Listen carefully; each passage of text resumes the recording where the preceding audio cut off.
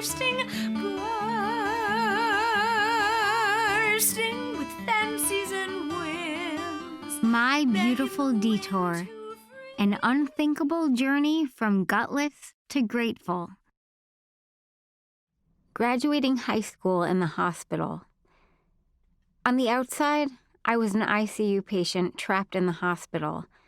But on the inside, I was a stir-crazy teenager. A teenager who was supposed to be enjoying her last summer before college. My friends had all graduated, and I wondered what their commencement ceremony was like. They were all getting ready to go off to their first year of college. And I, who had applied to 17 schools and gotten into my top choices, was eons away from being ready for college, much less any semblance of independent living. Life was moving on, and I felt forgotten by my school, my friends, and my life. I was still unable to mark times with meals or any kind of nourishment. To say I was surprised when my headmaster surprised me at the hospital with my own private graduation ceremony right in the middle of the ICU, cap, gown, diploma, everything, was a massive understatement. When I was in a coma, my mom was looking through my scrapbook and found a fan note I had once written to Broadway composer William Finn, who actually called me back.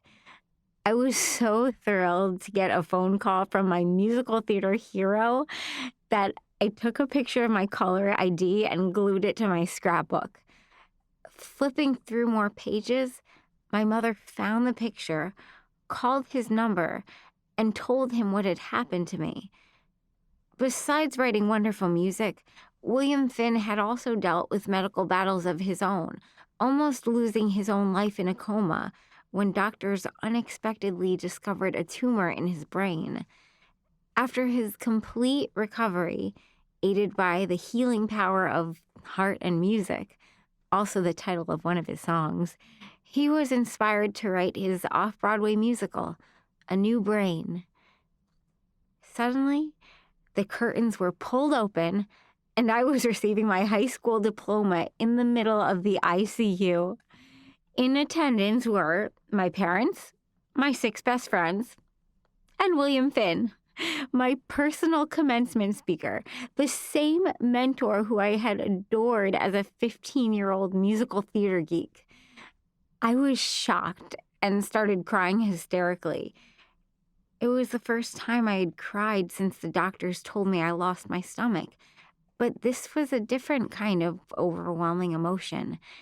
This was a feeling of connection I had not yet felt in this post-coma life, and it flooded me with forgotten life and bittersweet memories. The last person to emerge from the curtain, much like the Wizard of Oz, was my headmaster.